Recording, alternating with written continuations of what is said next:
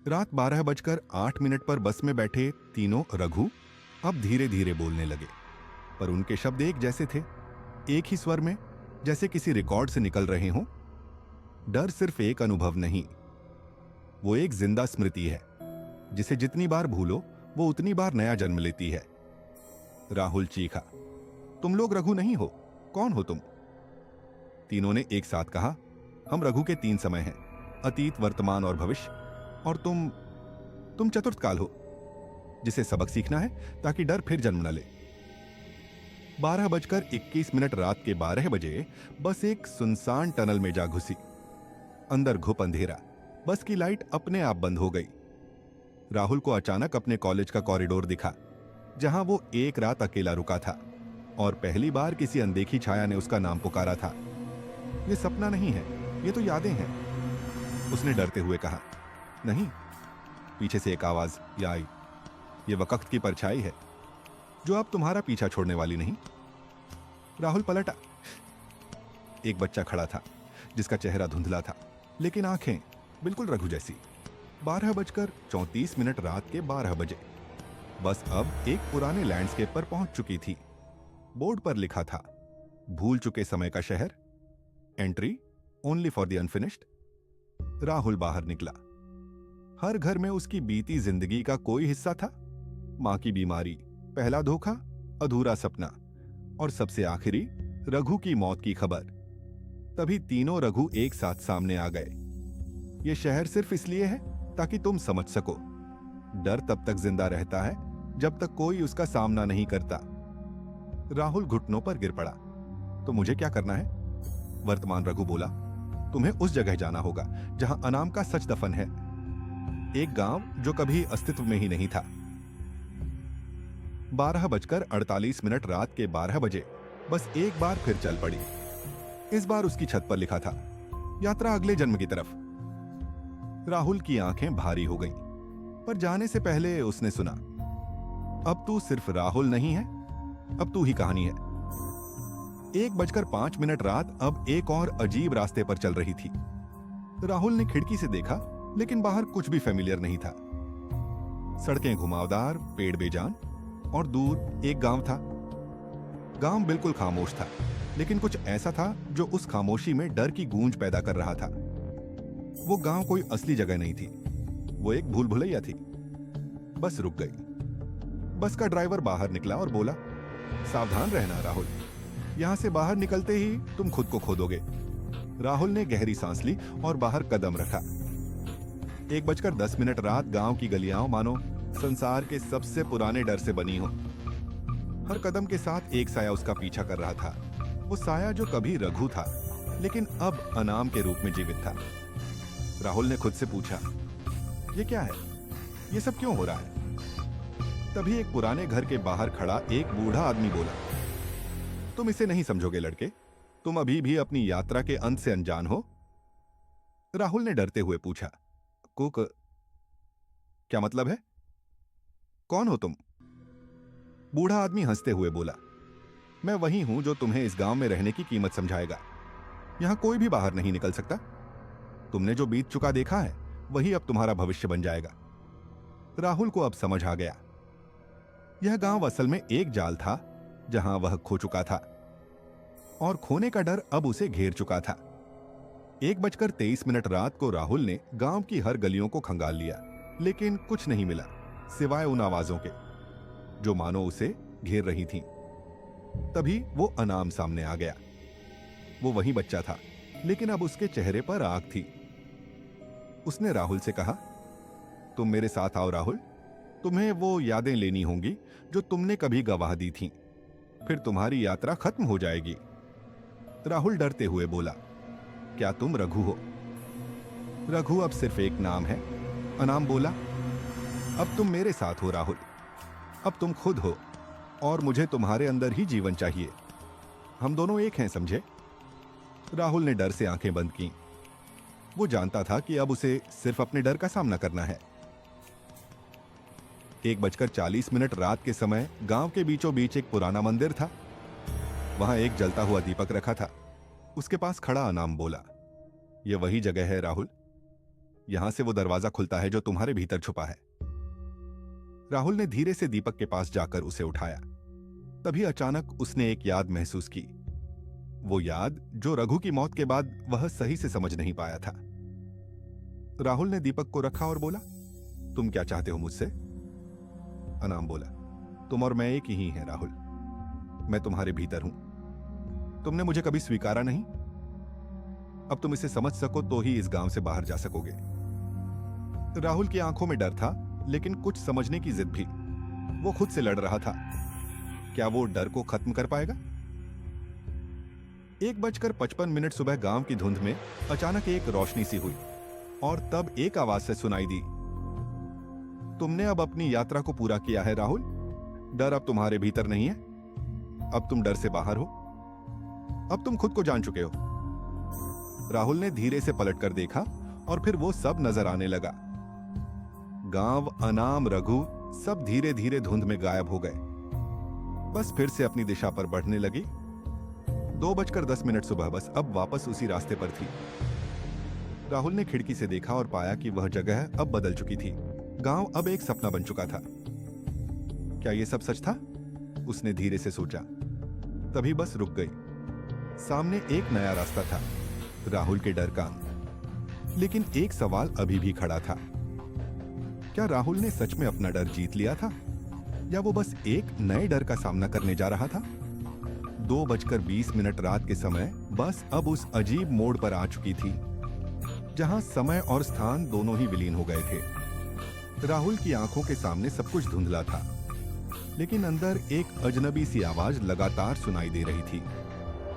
कभी वह आवाज उसके बचपन से आती, कभी कॉलेज के दिनों से और कभी खुद उसके अंदर से। अब तू वो नहीं रह गया राहुल, आवाज गूंजती थी। अब तू वही बन चुका है जिसे तू नफरत करता था। राहुल ने सिर पकड़ लिया। क्या कह रहे हो तुम? मैं वही नहीं हूं जो तुम कह रहे हो। आवाज फिर से आई, लेकिन तुम हो। तुम वही हो राहुल। तुम्हारे भीतर वो डर है जिसे तुम हमेशा छुपाते आए हो। अब तुमसे मिलने की बारी है। राहुल समझ नहीं पा रहा था। कौन हो तुम? आवाज में एक मुस्कान थी। मैं तुम्हारा सबसे गहरा डर हूं राहुल। वो डर जो तुम्हारे भीतर तब पैदा हुआ था जब तुमने कभी सच का सामना नहीं किया। अब मुझे अपना चेहरा देखना होगा राहुल। 2:45 सुबह बस अब उस जगह पर पहुंच गई थी जहां कहीं भी कोई जीवित प्राणी नहीं था। राहुल ने खिड़की से देखा। दूर एक विशाल किला खड़ा था जिसका दरवाजा सिर्फ उसके लिए खुला था। किसी ने कहा था, राहुल, इस किले में तुम्हारा सबसे बड़ा डर है। यहां वही होगा जो तुमने कभी ना सोचा था। तुम्हारी सबसे बड़ी लड़ाई अंदर है। राहुल ने बस से बाहर कदम रखा। किला सुनसान था, लेकिन उसका अंधेरा कहीं ज्यादा घना और गहरा था। 2:50 रात के 2 बजे किले के अंदर घुसते ही एक खौफनाक ध्वनि गूंजने लगी। अब तुम अंदर हो राहुल? राहुल ने घबराते हुए पूछा। तुम क्या चाहते हो मुझसे? आवाज ने जवाब दिया, तुम मेरे जैसे ही हो। मैं तुम्हारे भीतर का अंधकार हूं। मैंने तुमसे कभी माफी नहीं मांगी, लेकिन अब तुम्हें मुझे देखना होगा। क्या तुम तैयार हो? राहुल के भीतर डर की लहर दौड़ गई। उसने धीरे से कहा, क्या तुम मुझे वो दिखाओगे जो मैं कभी नहीं देखना चाहता था? आवाज ने कहा, मैं वही हूं जो तुम भूल चुके थे। तुमने मुझसे कभी नजरें नहीं मिलाई, लेकिन अब जब तुम अपनी असलियत को समझोगे, तुम खुद को पहचान पाओगे। 3:05 सुबह राहुल किले के अंदर बढ़ते गए और एक कमरे में पहुंचकर रुक गए। कमरे के बीच में एक विशाल दर्पण रखा था। आवाज फिर से आई, ये वही दर्पण है राहुल। इसमें तुम अपनी सबसे बड़ी सच्चाई देखोगे, अपने अंदर के डर को। राहुल ने डरते हुए उस दर्पण में देखा। पहले तो कुछ दिखाई नहीं दिया, लेकिन फिर जैसे ही उसने अपनी आंखें गहरी की, उसकी परछाई ने उसे गहरी नजर से देखा। परछाई के चेहरे पर रघु का चेहरा था, लेकिन उसकी आंखों में एक गहरी दयनीयता थी। उसने कहा, राहुल, अब तुम देख सकते हो। तुम वह हो जो कभी अपने डर से भागता रहा। मैं तुम्हारा वह डर हूं जिसे तुम सच्चाई से छुपाना चाहते थे। अब तुम मेरे सामने हो। क्या तुम मुझे स्वीकार करोगे? 3:15 सुबह राहुल ने खुद से पूछा। क्या मैं सच में रघु की तरह बन चुका हूं? क्या मैं भी वही डर हूं जिसे मैंने हमेशा खारिज किया? क्या मैंने अपनी जिंदगी की सबसे बड़ी लड़ाई खुद से नहीं लड़ी? उसने धीरे से सिर झुका लिया और कहा, मैं तुमसे डरता नहीं हूं। अब तुम सिर्फ एक हिस्सा हो मेरी उस यात्रा का जिसका मैंने सामना किया। तुम अब मुझे नहीं जीत सकते। दर्पण में अचानक अंधेरा घना हो गया और फिर धीरे धीरे सब कुछ धुंधलाने लगा। राहुल ने महसूस किया उसका डर अब दूर हो चुका था। अब वह खुद को पहचान चुका था और उसका सफर आगे बढ़ने वाला था। 3:30 रात के समय राहुल अब दूसरी जगह पर था जहां एक नया रास्ता दिखाई दे रहा था। वो जानता था कि अब उसे अपने डर को पूरी तरह से समझकर ही आगे बढ़ना होगा। लेकिन क्या वह अब अपने अंतिम डर का सामना कर पाएगा? 3:45 सुबह बस अब एक घने जंगल में पहुंच चुकी थी। चारों ओर सन्नाटा था, लेकिन एक आवाज लगातार गूंज रही थी। राहुल ने खिड़की से देखा, बाहर सिर्फ अंधकार था। फिर अचानक एक आवाज आई, यह रास्ता तुम्हारे अंदर की आत्मा का है राहुल। यह वही अंतिम मोड़ है जहां तुम्हारी आत्मा का हर हिस्सा समझ पाया जाएगा। राहुल चुपचाप बस में बैठा रहा और फिर उसने गहरी सांस ली। तो यह वही जगह है जहां मुझे खुद से मिलना है। वो समझ चुका था कि अब उसे अपने भीतर के डर का आखिरी और सबसे खतरनाक रूप देखना होगा, और वह डर था अनाम। 3:55 सुबह बस रुकते ही राहुल बाहर निकला। अब वह जंगल एक रहस्यमय वो जगह बन चुकी थी जहां हर कदम के साथ उसके डर ने आकार लिया। हर पेड़, हर शाखा और हर हवा की लहर में अनाम का चेहरा नजर आ रहा था। अब मुझे सामने आना ही होगा, राहुल ने खुद से कहा। मैं तुमसे भागने वाला नहीं हूं। मुझे अब समझना है कि तुम कौन हो। अचानक जंगल की गहरी चुप्पे में एक भयानक साया सामने आया। यह वही साया था जो पिछले कई सालों से राहुल का पीछा कर रहा था, और इस बार वह अनाम के रूप में था। उसके चेहरे पर दर्द और पछतावा था, जैसे उसने कभी राहुल को छोड़ने का फैसला किया ही नहीं था। 4:10 सुबह अनाम बोला, तुमने कभी भी खुद को चाह-चीज समझने की कोशिश नहीं की राहुल। तुमने कभी यह नहीं जानने की कोशिश की कि तुम किससे डरते हो। तुमने मुझे हमेशा छुपाने की कोशिश की, लेकिन अब तुम्हें मुझे देखना ही होगा। राहुल ने उसकी आंखों में गहरी नजर डाली और कहा, तुम मेरे अंदर हो और मैंने तुम्हें कभी नकारा नहीं किया। मैंने तुम्हें केवल समझने से बचने की कोशिश की, लेकिन अब मुझे पता है तुम सिर्फ मेरा डर नहीं हो, तुम मेरे अंदर की सबसे बड़ी ताकत हो। अनाम ने मुस्कुराते हुए कहा, तुम सही कहते हो। तुम मुझे समझ चुके हो राहुल। अब तुम्हें अपनी यात्रा का अंत करना होगा ताकि मैं तुम्हारी आत्मा में हमेशा के लिए समा सकूं। 4:20 जंगल के बीचों बीच एक विशाल पिरामिड खड़ा था, जिसके अंदर एक अंधेरा चीरता हुआ प्रकाश आ रहा था। राहुल ने अंदर कदम रखा, वहां अनाम खड़ा था। यह वही जगह है जहां तुम्हें अपना डर स्वीकारना होगा। मैं अब तुम्हारे अंदर हूं राहुल। तुम्हारी सभी यादें, तुम्हारी सबसे बड़ी कमजोरियां, सब कुछ अब एक ही हो चुका है। तुम और मैं एक हो गए हैं। राहुल ने चुपचाप कहा, तुम मेरे डर हो, लेकिन अब मुझे तुमसे डर नहीं लगता। तुम मेरे भीतर हो और अब तुम मेरे हिस्से हो। 4:30 सुबह अचानक पिरामिड का अंदरूनी हिस्सा चमक उठा। एक दिव्य ऊर्जा राहुल के चारों ओर घेरने लगी, जैसे वह अब अपने डर को पूरी तरह से स्वीकार कर चुका था। वह अब अंधेरे में नहीं था, बल्कि उस अंधेरे में समा चुका था जो उसकी ताकत और उसकी कमजोरी दोनों का प्रतिनिधित्व करता था। अनाम ने मुस्कुराते हुए कहा, अब तुम पूरी तरह से तैयार हो। तुमने मुझे स्वीकार कर लिया है। अब मैं तुम्हारा हिस्सा बन चुका हूं। अब हम दोनों एक ही हैं। अब तुम उस डर से मुक्त हो और यह यात्रा खत्म हो गई। 4:40 सुबह जब राहुल बाहर निकला तो बस फिर से वहीं खड़ी थी, लेकिन अब कोई अजनबी आवाज नहीं थी, कोई भयानक साया नहीं था। सिर्फ एक शांति थी जो सब कुछ खत्म होने के बाद उसे घेरे हुए थी। राहुल ने मुस्कुराते हुए बस में चढ़ा। अब मैं जानता हूं कि डर कभी खत्म नहीं होता, वो सिर्फ हमारे अंदर बदलता है। अब मैं समझ चुका हूं, वह सिर्फ मेरी ताकत थी और अब मैं उसे अपनी यात्रा में साथ ले जाऊंगा। बस ने धीरे धीरे अंधेरे जंगल से बाहर निकाला और राहुल ने महसूस किया वो अब डर से जीत चुका था, लेकिन यह जीत सिर्फ एक शुरुआत थी। 5:10 सुबह बस अचानक रुक गई। राहुल बाहर देखा और पाया कि वह एक पुरानी अकेली सड़क पर खड़ा था, जहां दूर एक छोटा सा विलीन सा घर दिखाई दे रहा था। राहुल ने धीरे से अपनी सीट छोड़ी और बाहर कदम रखा। यह घर वही था जिसका उसे हमेशा डर था, वो घर जो उसकी बीती यादों और डर से जुड़ा था। राहुल ने धीरे धीरे उस घर की ओर कदम बढ़ाए। यह घर किसी और के लिए नहीं बल्कि उसके लिए था। यह वही दरवाजा था जिसे उसने कभी खोलने का साहस नहीं किया था, लेकिन अब वह तैयार था। 5:20 सुबह घर के भीतर घुसते ही सारी दुनिया थमसी गई। हर चीज ने उसे जैसे अपनी चुप्पी में घेर लिया हो।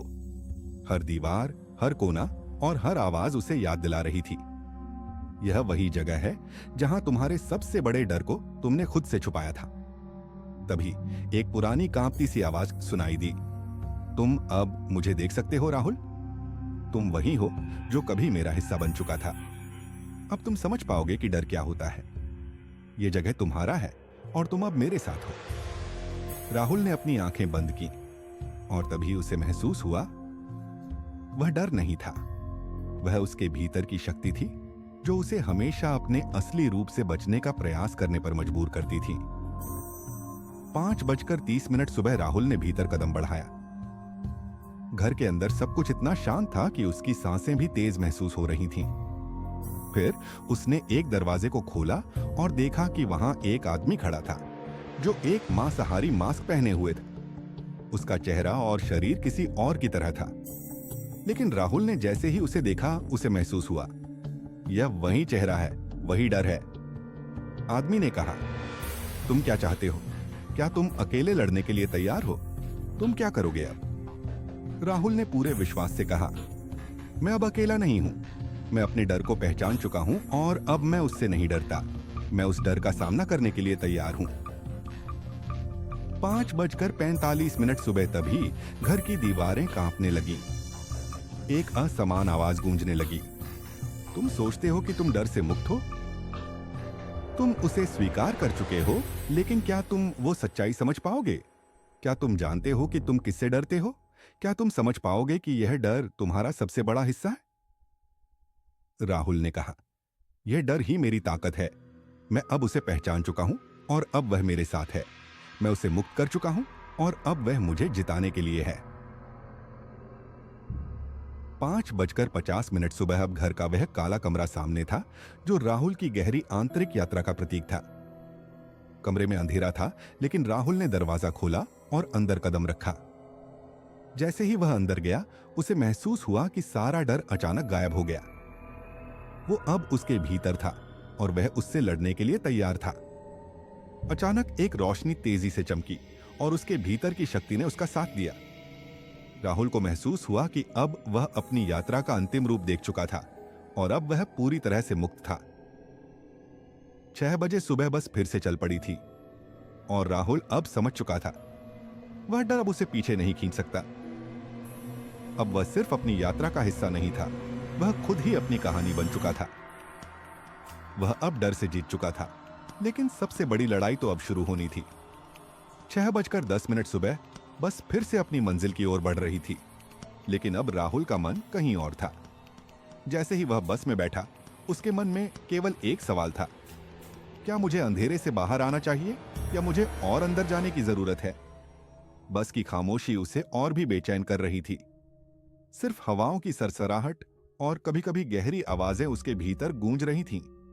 ये आवाजें, जो कभी उसके डर का हिस्सा थीं, अब एक गहरी समझ बन चुकी थीं। अब क्या? उसने खुद से पूछा, क्या अब भी मुझे अपने डर से भागना चाहिए या मुझे उसे पूरी तरह स्वीकार कर लेना चाहिए?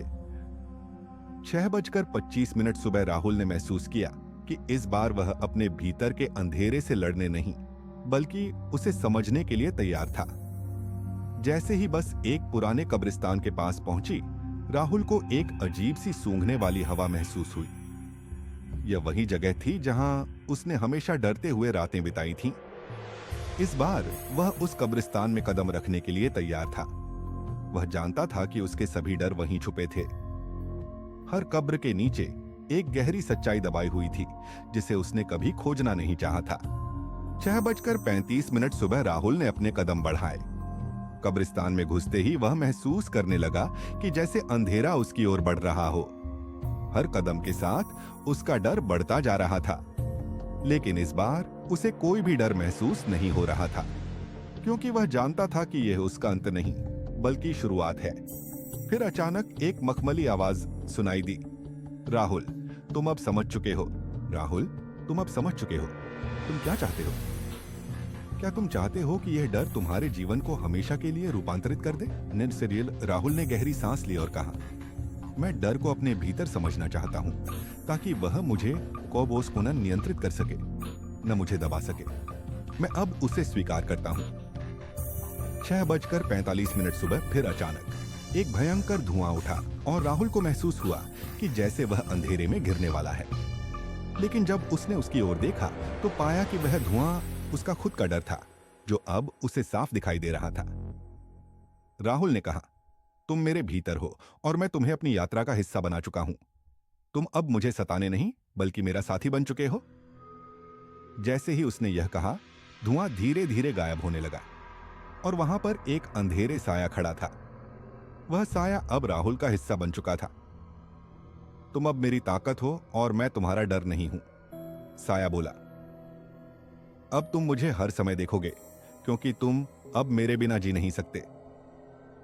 राहुल ने धीरे से कहा, तुम मेरे डर नहीं हो, तुम मेरे अंदर की शक्ति हो। अब मुझे तुम्हें समझने का पूरा अवसर मिला है। 6:55 सुबह अचानक राहुल को महसूस हुआ कि उसका डर अब उससे बाहर नहीं था, बल्कि वह डर अब उसका हिस्सा बन चुका था। यह समझने के बाद उसने धीरे से कहा, अब मैं जानता हूं कि डर मेरे साथ रहता है, लेकिन अब वह मुझे नहीं नियंत्रित कर सकता। बस फिर से अपनी गति से चल पड़ी थी। राहुल अब जान चुका था कि यह सफर सिर्फ डर से बाहर आने का नहीं था, बल्कि यह अपने डर से समझौता करने का था, ताकि वह उससे आगे बढ़ सके। 7 बजे सुबह अंधेरे में बस की खिड़कियों से बाहर की दुनिया अब धुंधली नजर आ रही थी। राहुल के मन में एक सवाल आया, क्या मेरी यात्रा अब खत्म हो चुकी है? लेकिन उसी समय उसे समझ में आ गया, यह सिर्फ शुरुआत है राहुल।